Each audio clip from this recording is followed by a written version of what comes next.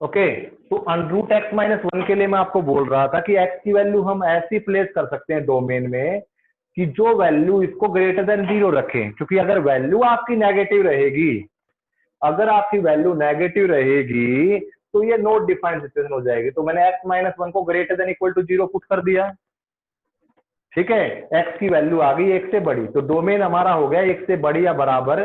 1 को इंक्लूड करना तो बड़ी ब्रैकेट, इन नॉट डिफाइंड के लिए इन्फिनिटी के लिए चले गए। अब रेंज क्या आ रही है? रेंज विल बी, अब पॉजिटिव वैल्यू है तो पॉजिटिव वैल्यू ही जनरेट होगी, और मिनिमम कितनी आ सकती है? फॉर मिनिमम वैल्यू 0, तो रेंज क्या हो जाएगी आपकी?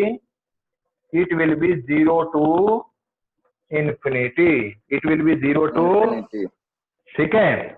इसके बाद मॉडुलस में आ रहे हैं x-1 के लिए।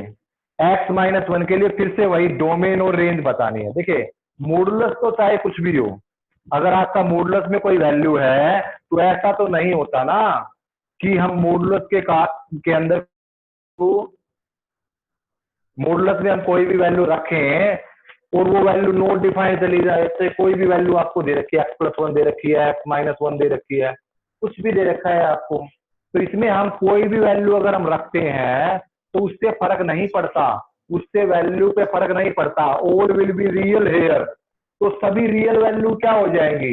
डोमेन हो जाएंगी, चाहे वो पॉजिटिव है चाहे वो नेगेटिव है। लेकिन जो आउटपुट है वो कैसा आएगा? ऑलवेज बी पॉजिटिव, तो it will be from 0 to infinity. ये क्या कहलाएगी? आपकी रेंज कहलाएगी। समझ में आ रही है बात? हाँ बोलो सर। रेंज ये भी कह सकते हैं ना कि positive real number including 0।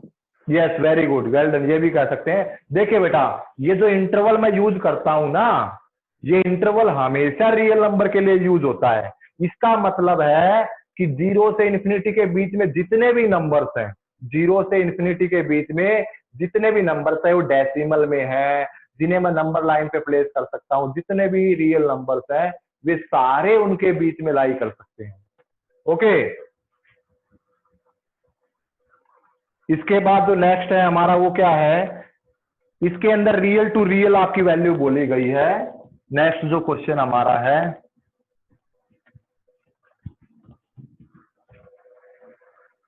Function देखिएगा ध्यान से, x square by 1 plus x square something return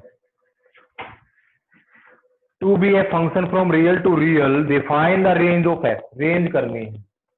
एक बात मुझे बताइएगा, सबसे पहले रियल वैल्यू मैं कोई भी पुट कर सकता हूं, यहां से कंडीशन मेरे को सेटिस्फाई हो रही है, मैं कोई भी वैल्यू रखता हूं।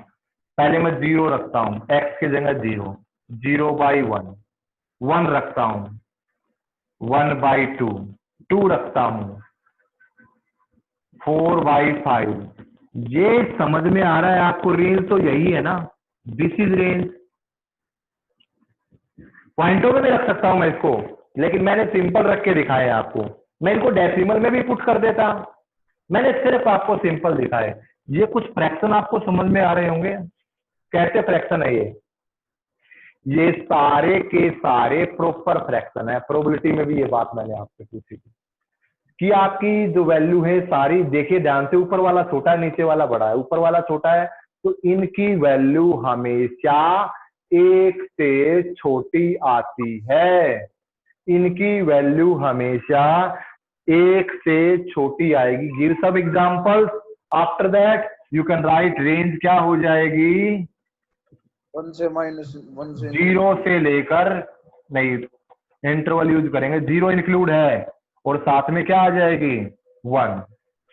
1 इंक्लूड, 1 नहीं आएगी कभी भी, 1 तो कभी आ ही नहीं सकता है, लेकिन 1 से बिल्कुल छोटा आ जाएगा, तो इसीलिए मैंने 1 को इंक्लूड नहीं किया है, बाकियों को इंक्लूड कर दिया है। Okay, now question number 7, f(x) है x+1, gx है 2x - 3,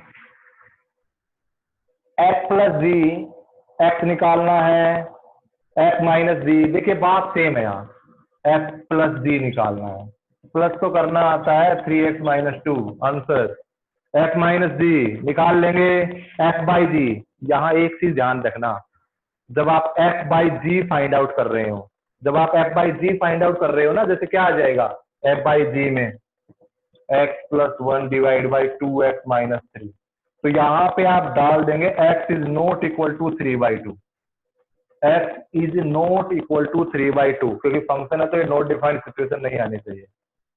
3/2 क्यों लिया, अगर 3/2 पुट करूंगा नहीं पता लगता है आपको कैसे लेना है, इक्वल टू 0 मान लीजिए, x की वैल्यू निकाल लीजिए। ओके,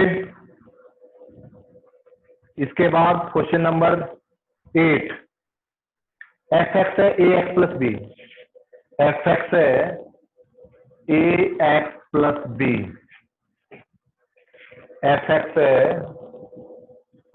ए एक्स प्लस बी। ओके, और इसमें जो एक्स दे रखा है ना, उसके कुछ particular integer to integer given है, 1 1 2 3 0 -1 और -1 -3। जैसे 0 -1 पुट कर लो, पहले 1 1 पुट कर लेते हैं, x 1 पुट करना है, y 1, ये y के कंसीडर में होगा, एफ एक्स ही तो y होगा, 1 equal to a plus b, पहली इक्वेशन आ गई।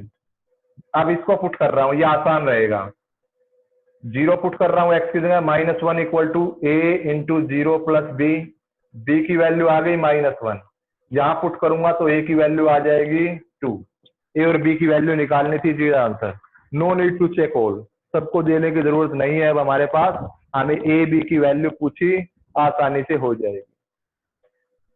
अगला आपका है नेचुरल टू नेचुरल, आपको बोल दिया कि आपको नेचुरल टू नेचुरल रिलेशन दे रखा है। ओके, इसमें आपको क्या दे दिया है कि एक जो रिलेशन है, रिलेशन दिया फंक्शन के एक साथ, दो आपस में रिलेशन है डोमेन का कोडोमेन का, वो दे दिया है ए टू बी, ए से बी से रिलेशन है आपका, ठीक है, जिसमें ए बी बिलोंग करते हैं नेचुरल नंबर्स में, ए बी बिलोंग करते हैं नेचुरल नंबर में, and a equal to b square.